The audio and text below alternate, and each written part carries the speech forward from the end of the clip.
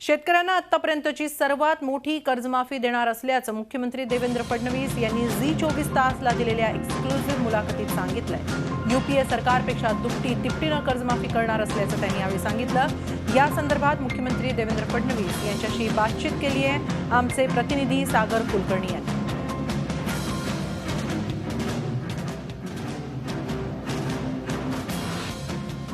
महाराष्ट्रामध्ये सगळ्यात प्रश्न गाजतोय तो शेतकऱ्यांचा संप।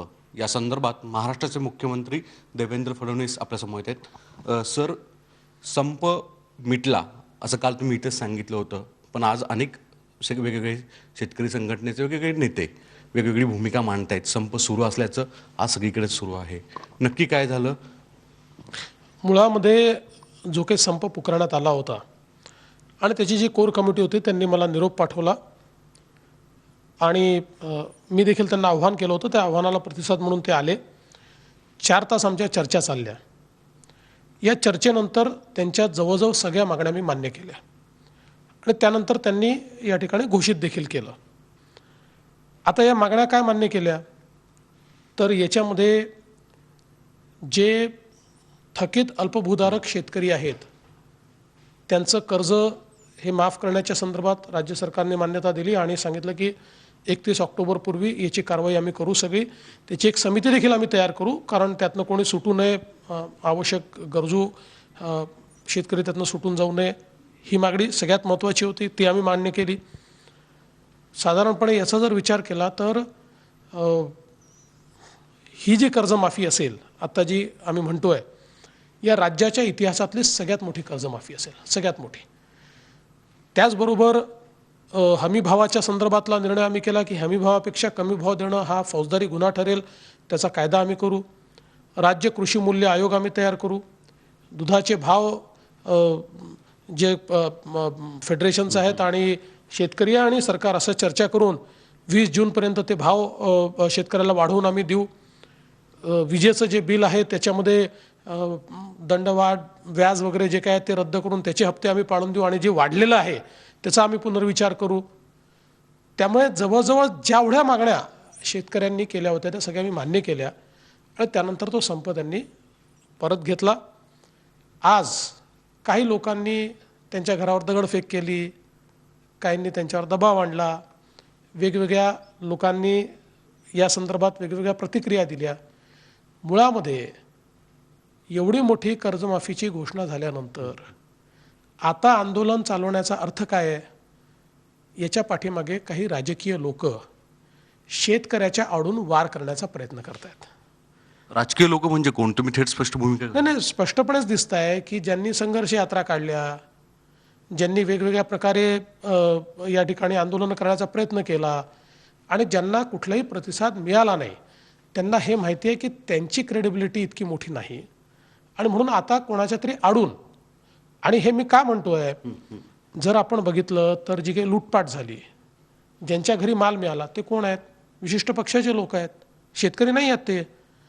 त्यामुळे आता ज्यांना शेतकऱ्याचं हित वाटतंय ते लोक संप करणार नाहीत आणि बहुतांश लोकांनी संप मागे घेतलेला आहे। काही ठिकाणी लोक म्हणतात आम्ही करणार आहोत म्हणून, ते बघू, पण बहुतांश लोकांनी हा संप परत घेतलेला आहे। आणि मला असं वाटतं की राजकीय याला जर वळण द्यायचं नसेल तर आता सरकारने मागण्या मान्य केल्यामुळे शेतकऱ्याला अधिक वेठीस धरण्याचं काही कारण नाही आहे। सीएम सर, एक आरोप असा केला जातो की तुम्ही संपात फूट पाडली, सदाभाऊ खोत यांना मदतीला घेऊन फूट पाडली शेतकरी संघटनांमध्ये। सदाभाऊ खोत हे राज्याचे कृषी राज्यमंत्री आहेत आणि आम्ही सातत्याने चर्चा करतोय शेतकऱ्यांशी आणि शिष्टमंडळ कोण यावं हे तर आम्ही ठरवलं नाही। आम्ही तर ओपनली आव्हान केलं की तुम्ही चर्चा करता या। कोर कमिटी त्यांनी तयार केली, ती कमिटी आमच्याकडे आली। आम्ही फूट पाडण्याचा विषय काय? आणि दुसरं मला हेच समजत नाही की जर आम्ही मागण्याच मान्य करतोय, फूट पाडण्याचा विषय काय आहे? म्हणजे समजा बाबा मागण्या मान्य केल्या नसत्या आणि संप मागे गेला असता, असं तर झालेलं नाही आहे। मागण्या मान्य केलेल्या आहेत। आता मला एक सांगा की देशामध्ये जी काही कर्जमाफी आत्तापर्यंत झाली, उदाहरणादाखल यूपीएच्या सरकारमध्ये झाली। यूपीएच्या सरकारमध्ये अल्पभूधारक शेतकऱ्याची झाली 7,000 कोटी रुपयाची केवळ कर्जमाफी झाली। 28-30 लाख शेतकऱ्यांची ती कर्जमाफी होती. आज त्याच्यापेक्षा कितीतरी मोठी कर्जमाफी आम्ही करतोय. या महाराष्ट्रामध्ये आत्तापर्यंत झालेल्या कर्जमाफीच्या पैकी सगळ्यात मोठी कर्जमाफी जर आम्ही करतोय, तर त्याच्यावर अजून म्हणजे हे काही लोकांनी ठरवलं आहे की आपल्याला हे अराजक तयार करायचं आहे. आम्ही जर म्हटलं की लोखंडाची कुऱ्हाड देतो तर ते म्हणतील चांदीची द्या. आम्ही म्हटलं चांदीची देतो तर म्हणतील सोन्याची द्या. आम्ही म्हणतो सोन्याची देतो तर म्हणतील हिऱ्याची द्या. आम्ही म्हणतो हिऱ्याची देतो ते म्हणतील प्लॅटिनमची द्या. काही लोकांचा अजेंडा ठरला आहे, अराजकाचा अजेंडा आहे. पण मला असं वाटतं की त्या अजेंड्याला जनता आणि शेतकरी काही साथ देणार नाहीत. सर, दोन मुद्दे आहेत. तुम्ही माफीच्या संदर्भात सांगितलं, कर्जमाफीचा, आणि दुसरा की केंद्राच्या अखत्यारीत मूल्य जो विषय येतो तो मुळात, आणि या संदर्भात जो MRPचा जो ॲक्ट आहे की किमान आधारभूत किंमत, हे मुळात विषय हे आधीचे आहेत. मग याच्यामध्ये नाविन्य काय केलेलं आहे असं? आजपर्यंत कुठल्याही राज्याने हमी भावापेक्षा कमी भावामध्ये खरेदी केल्यानंतर त्याला फौजदारी गुन्हा ठरवलेला नाही. मुळात शेतकऱ्यांची अडचण काय आहे की सुरुवातीला जी खरेदी व्यापारी करतात ती हमी भावाने करत नाही. मग जेव्हा केंद्र उघडतात आणि हमी भाव मिळतो त्यास व्यापारी हमी भावापेक्षा जास्त भावाने खरेदी करतात. केंद्रावर कापसाचं उदाहरण घेतलं, गेल्या 2 वर्षात कापसाचं केंद्रावर कापूस येत नाही, पण सुरुवातीला मात्र जी खरेदी होते ती हमी भावापेक्षा कमी भावाने होते आणि तिथे शेतकऱ्याचं नुकसान होतं. त्याला घाई असते, त्यात तो नडलेला असतो, अडलेला असतो. अशा परिस्थितीमध्ये ही जर खरेदी झाली तर तो फौजदारी गुन्हा आता ठरणार आहे. सर, दुसरा प्रश्न असा उपस्थित आहे की शरद पवार ही भूमिका घेत आहेत की शेतकऱ्यांपेक्षा सरकारला व्यापाऱ्यांचं जास्त हित आहे, बिल्डर धार्जिने जास्त भूमिका घेतल्या जातात. या संदर्भात तुमची भूमिका काय म्हणून? मुळामध्ये पवारसाहेब काय म्हणतात हे तर मला माहिती नाही आहे, पण मी हे दाव्यानं सांगतो, 15 वर्ष त्यांचं सरकार होतं. 15 वर्ष. या 15 वर्षाची तुलना आमच्या 2.5 वर्षाशी करा. थेट शेतकऱ्याला दिलेली मदत असेल 2.5 वर्षात त्यांच्या 15 वर्षाच्या दुपटीपेक्षा जास्त. इन्शुरन्सच्या माध्यमातून मदत असेल 2.5 वर्षामध्ये त्यांच्यापेक्षा दुप्पट 15 वर्षात त्यांनी दिली. आणि एवढंच नाही, यांनी 3 वर्ष साधे शेतकऱ्याचे ड्रिपचे पैसे देखील दिले नव्हते. ते देखील यांच्या काळातले आम्ही दिलेले आहेत पैसे. त्यामुळे मला असं वाटतं की आता विरोधाकरता आणि बोलण्याकरता कोणी काही बोलू शकतं, पण फॅक्ट्स काय आहेत हे सरकार जेवढ्या ताकदीनं शेतकऱ्याच्या पाठीशी उभं राहिलं आहे. आणि म्हणूनच शेतकरी आमच्या पाठीशी उभा राहिला ना. शेतकरी आमच्या पाठीशी उभा नाही राहिला का आमच्याच पाठीशी उभा राहिला. सर, दुसरा एक प्रश्न की हा जो मुद्दा आहे आता पुढचा पावसाळी अधिवेशन येईल, पावसाळी अधिवेशनामध्ये काय कशा पद्धतीने भूमिका राहील का तत्पूर्वी तुम्ही हा विषय सगळा संपवाल कर्जमाफीचा? नाही, असं आहे की याला 4 महिने का घेतले आहेत, कारण तेवढा त्याला वेळ लागतो. उत्तर प्रदेशमध्ये घोषणा झाल्यानंतर अजूनही त्याची कारवाई सुरू आहे. आणि म्हणून आम्ही वेगवेगळ्या राज्यांनी जे काही निर्णय घेतले त्या निर्णयांचा अभ्यास केला. त्याला किती कालावधी लागतो, कारण बँकांशी चर्चा करावी लागते, त्याच्या लिस्ट तयार कराव्या लागतात, त्याचं इन्क्लुजन करावं लागतं, या सगळ्या गोष्टी कराव्या लागतात.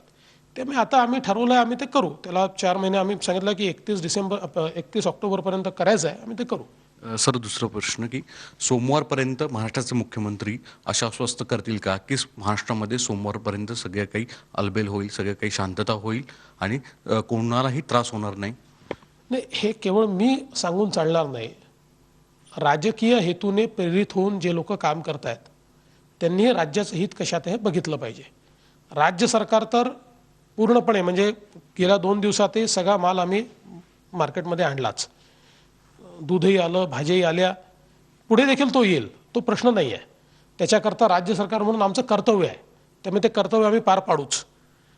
पण त्याचसोबत शेतकऱ्याचं अहित करून त्याचा भाजीपाला घ्यायचा नाही, तो ट्रान्सपोर्टेशन होऊ द्यायचा नाही, त्याचं दूध घ्यायचं नाही, हे जे काही लोक करतायत ते योग्य नाही आहे, हे त्यांनी समजून घेतलं पाहिजे. शेवटी राजकारण आपल्या जागी असतं, पण राजकारणाकरता शेतकऱ्याला वेठीस धरणं हे योग्य नाही आहे. धन्यवाद. व्हिडिओ जर्नलिस्ट मंगेशसह सागर कुलकर्णी, झी मीडिया, मुंबई. आतापर्यंतची सर्वात मोठी कर्जमाफी आम्ही देतो आहोत. राज्याच्या इतिहासातली मोठी कर्जमाफी असणार आहे. UPAपेक्षाही दुपटीनं तिपटीनं कर्जमाफी करणार आहोत. मात्र तरीही राजकारणासाठी शेतकऱ्यांना वेठीस धरलं जात असल्याची टीका मुख्यमंत्री देवेंद्र फडणवीस यांनी केली आहे. राजकारणासाठी शेतकऱ्यांना वेठीस धरणं योग्य नाही. कर्जमाफी अंमलबजावणीसाठी 4 महिने लागतील. 4 महिन्यात आम्ही ही प्रक्रिया पूर्ण करू, अशी माहिती मुख्यमंत्री देवेंद्र फडणवीस यांनी झी 24 तासशी बोलताना दिलेली आहे. झी 24 तास रहा एक पाऊल पुढे.